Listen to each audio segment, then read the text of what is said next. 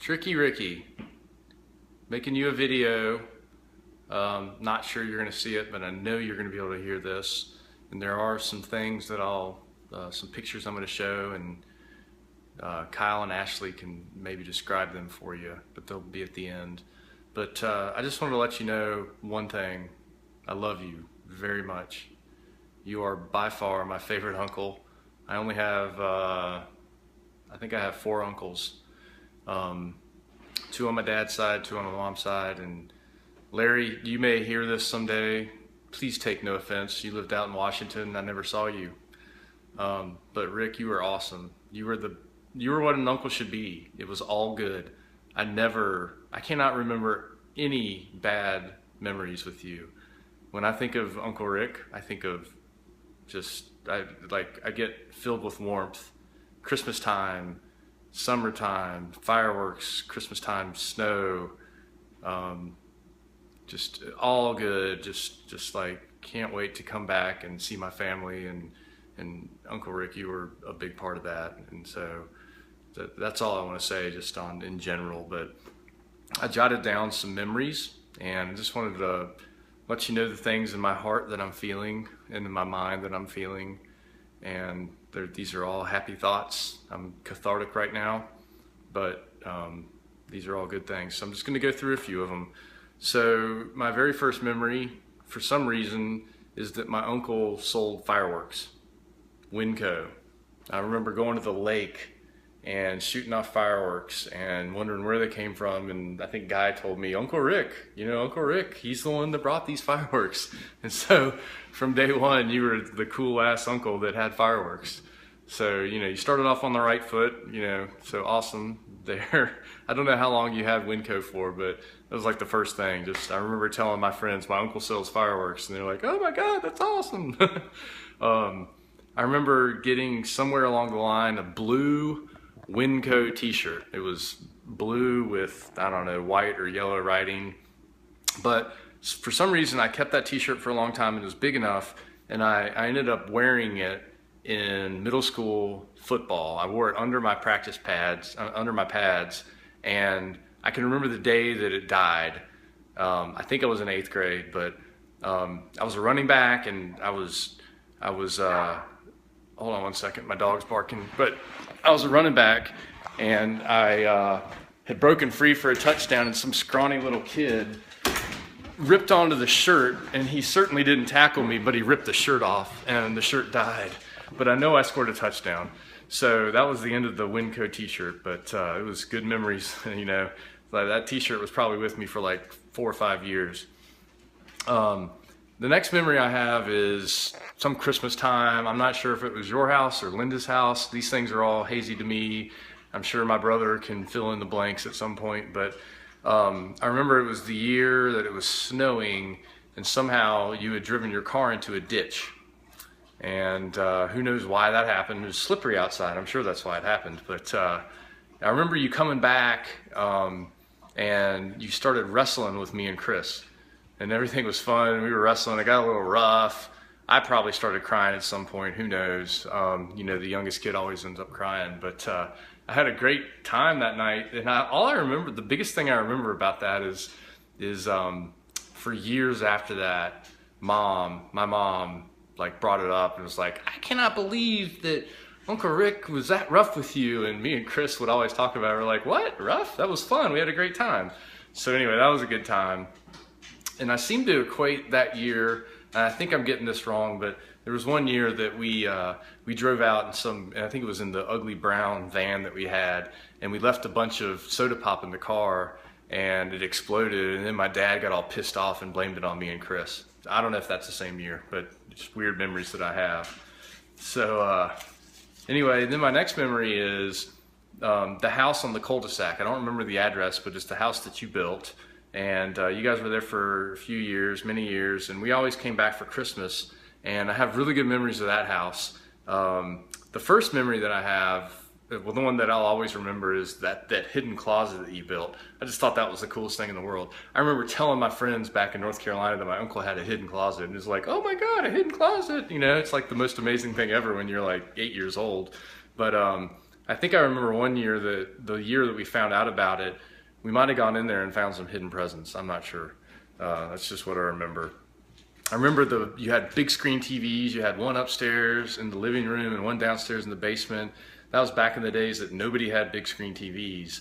And I remember bragging to my friends that I was going out to my uncle's house that had big screen TVs. It's just funny the things that you brag about, but we probably had 24-inch Trinitrons at the same time. But that was also the same year that, or not the same year, but a couple years later, when we got a little older, Chris and I got to see a risque video that you helped us go see.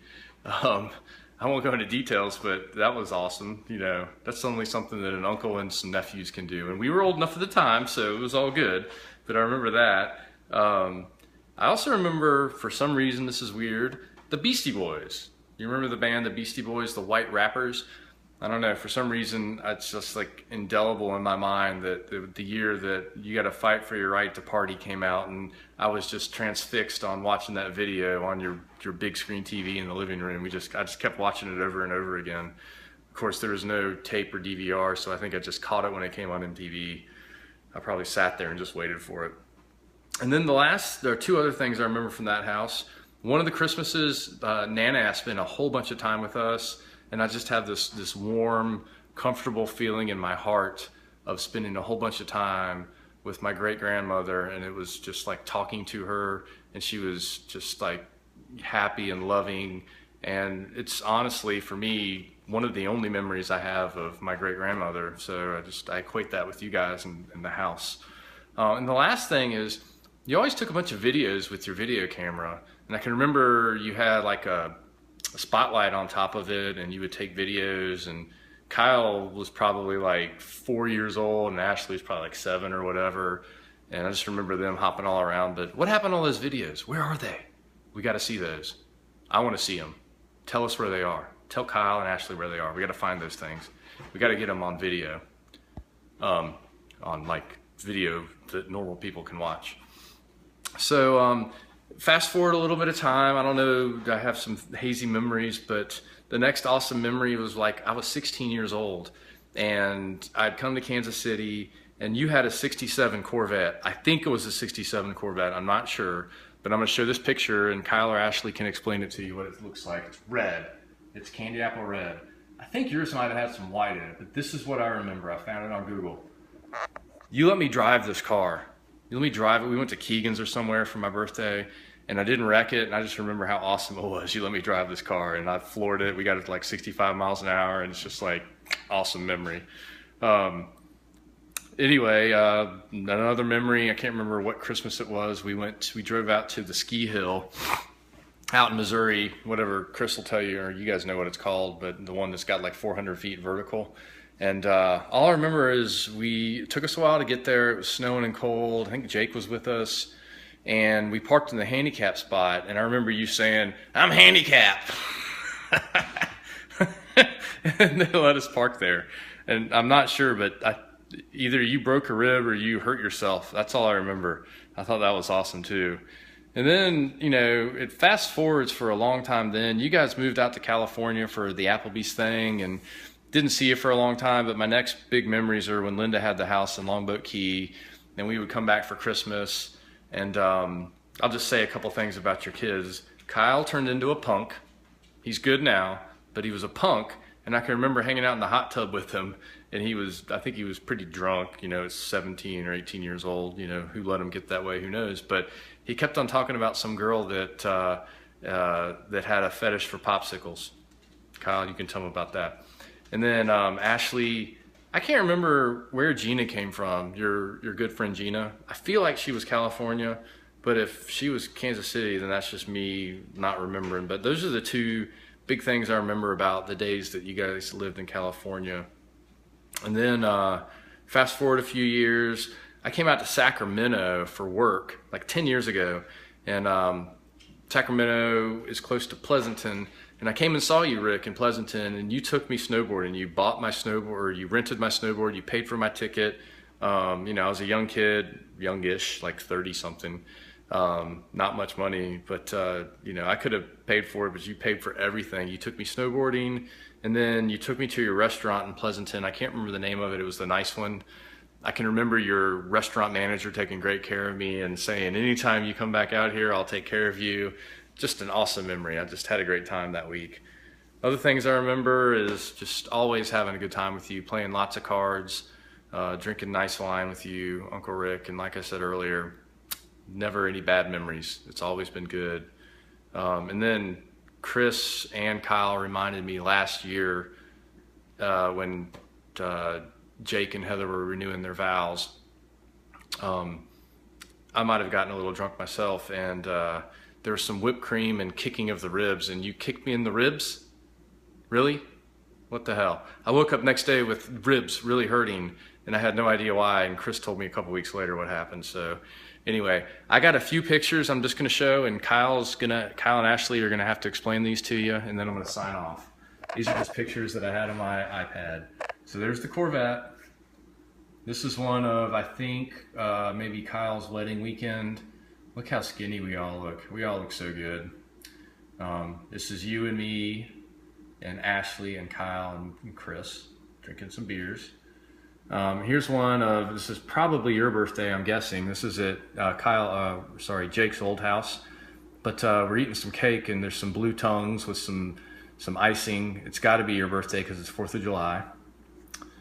This, I think, is Kyle's wedding, but I'm not sure. It might be something that we did with Linda and Abe, but I'm not sure. It's you and me and Ashley and Chris and Jake.